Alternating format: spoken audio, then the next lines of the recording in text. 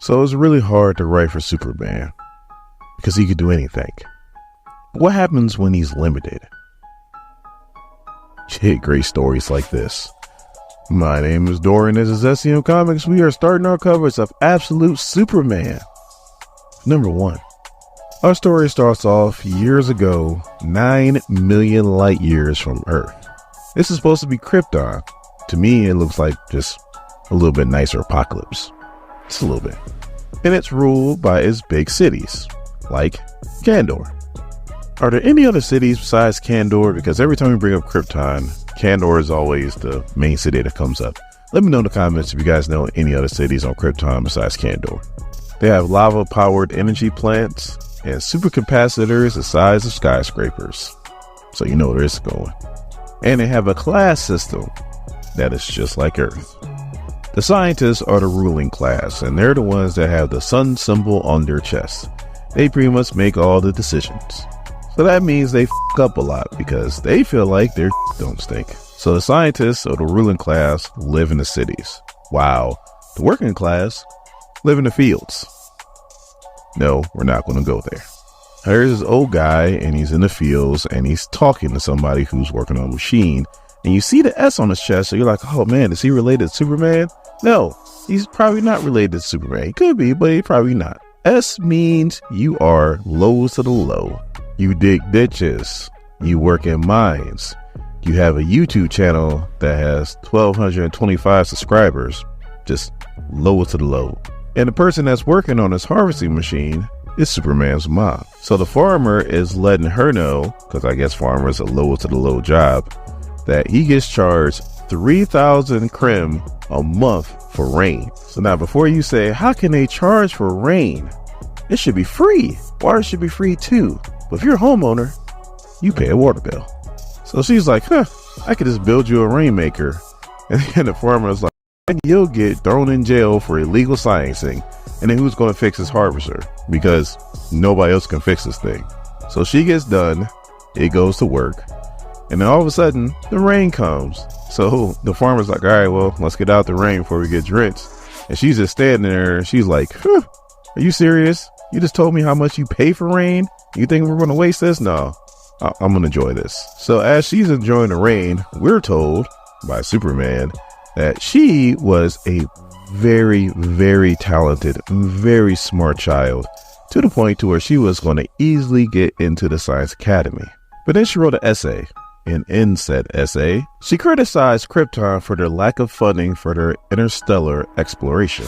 After that, she was labeled unruly, and she could not apply for the Science Academy. She was 9 years old, and all she wanted was to be an astronaut. So like I said, if you have a sun crest, then you're upper class. If you have an S on your chest, you're a lower class. You're a waiter or waitress. You're a janitor. You're a miner. The digging type of miner, not the miner who shouldn't be watching this video miner. And that's what Superman's father is. He's a miner. Now, Superman's father, Jor-El, was just like his mom, extremely smart, except for he made it almost all the way through. At his graduation, he did a speech pretty much condemning the Science Academy for their recklessness when it comes to the environment. Their plundering of the planet's natural resources will lead to global catastrophe if they don't do some drastic reform. He was laughed out of his graduation. He was kicked out of Science Academy. He went from having a sun crest to an S on his chest. So as he's down there, he's like, something's wrong. We need to shut down the mine and we need to send probes. Well, middle management shows up and this dude's like, what are you doing? So Superman's father's like, I'm shutting down the mine because of instability. And middle manager was like, show me the stress markers. So Superman dad's like, we're still searching, but I suggest we send probes. So middle manager was like, no, I got a better idea. You know what? If this part gets me demonetized, oh well.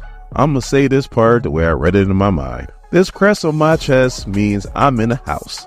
The crest on your chest means you in the field. That means you better go up there and tell all them other field motherfuckers that they need to get their asses back down here and get the digging. And as soon as he said that, there's a rumbling. And all of a sudden he's like, what is that? And Jor-El's like, we need to get the hell out of here right now. run, as all this green stuff starts coming out the ground. Now, I don't know whether this is lava or acid. All I know is that it covers middle management, and he ain't got to worry about being in the house no more because he is dead. Dead.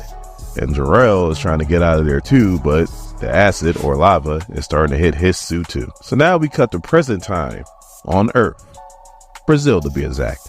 And we're at a diamond mine, and they're being ordered by a bunch of John Cenas. So in this mine, they find a large deposit of kimberlite, which is the rock that diamonds are in. They also found a large deposit of asbestos. Now, the corporation that owns this mine is called Lazarus Corp. They want the workers to go down there and get the diamonds. But obviously the workers don't want to because everybody knows by now that asbestos leads to cancer. But the company tells all the John Cenas that they need to order the workers to stay down there by gunpoint. The reason why I call them all John Cenas is because they're all peacemakers. Yes, they got the stupid helmets and the stupid symbol right on their uniforms. So when the workers go down there, the diamonds have already been mined. They've already been crushed. They've already been processed. And there's no sign of the asbestos. They're like, what the hell's going on? So workers are like, what the hell are we going to tell all the John Cenas up top?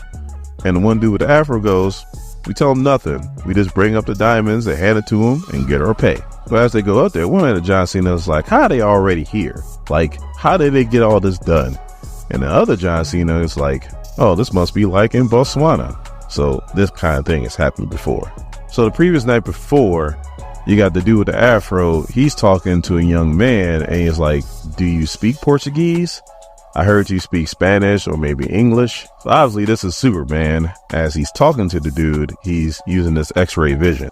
So Superman says in Portuguese real low that I've seen the wonders of your world. And dude goes, my world?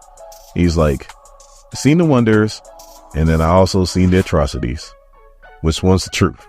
So the dude pretty much says in a nutshell, whichever one you believe in. And Superman goes, thank you, and then disappears. So now we cut to present time, and one of the John Cenas is putting it on Afro dude, and he's asking what the hell happened because you guys couldn't mine all those diamonds like that. And Afro dude, you could say he's sticking to the G code, but really he's not because he don't even know what the hell happened. But then somebody says all the workers are accounted for except for one. And then we cut to Superman where he is solar charging. How's he solar charging? I have no idea, but that's what he's doing. So while he's charging, we find out that Superman has been here for years. And he's been all around the world. He's been to jungles. He's been to the big water. So oceans, probably oil rigs. He's even been to the place where there's none but sand. He's talking about deserts.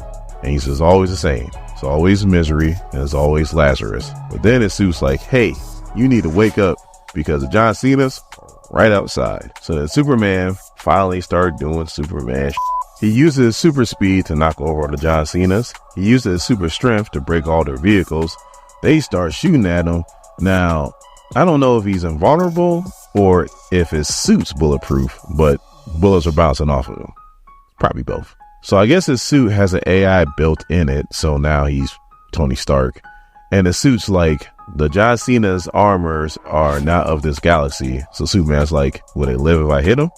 And AI's like, yeah, but I advise. And he's like, you ain't saying nothing but a word, and starts putting it on these John Cenas. Now he also uses his super speed to rescue all the other like miners and workers that are around there. He gets them all and he tells them, look, you guys need to get the hell out of here because they're going to do something crazy. And if Lazarus is not going to pay you for the diamonds, I suggest you take them and take them to somebody who will pay you. But as soon as he said that, he is struck by all kinds of lightning. So I guess the John Cenas weren't getting it done. So now Lazarus said, we're going to send in our other troops. And I guess they've been doing analysis on Superman. And the one chick is like, you know, it's weird because it seems like his suit's alive and it seems like it talks to him. So as she says that, the suit is trying to tell Superman to calm down, to not use his heat vision because he can't control it. It's not really heat vision. It's more like a heat bomb. And all the John Cenas are pretty much down for the count.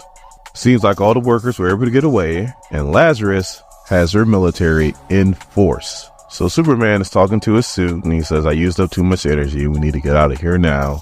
When all of a sudden, these handcuffs go over his hand And the chick that was on the plane is like, "This is Agent Lane, suspect in custody. Move and I'll fry your face, Superman." Then we cut to the Nevada desert in the Lazarus R&D department, where we have Brainiac. You can tell this is a Brainiac because there's all kinds of cities or all kinds of civilizations are in jars. I mean, like one of the jars is saying, "Kill us, please kill us." And Brainiac is looking at the monitor and he goes, "That's an interesting specimen." And then we cut to Central Kansas, where we see a farm. The mailbox says Kent, but it's run down and it says property of Lazarus Corp. So then we go back some years and back to Krypton, where Superman's mom is sitting there working on something where she goes, "Jor-El," and he has all kinds of wounds on him. And she goes, "What happened? You have all kinds of radiation burns." So I'm guessing the green stuff is just kryptonite, just in liquid form. And he's just rambling. He's like, "I knew this was going to happen. I told him this was going to happen." And she's like, "Hey, you need to focus. You need to calm down." And all of a sudden he's like, "We can't say anything. Not yet. Not yet. So we got to do more testing." And he goes, "Cal, where's Cal at?" And he goes, "He's right over here." And we see a young Superman and his dog Krypto. So what do you think of the first issue of Absolute Superman? Please let me know in the comments. Me, I'm digging it. I think Jason Aaron's is cooking, especially since the next issue is called Superman vs. Lois Lane.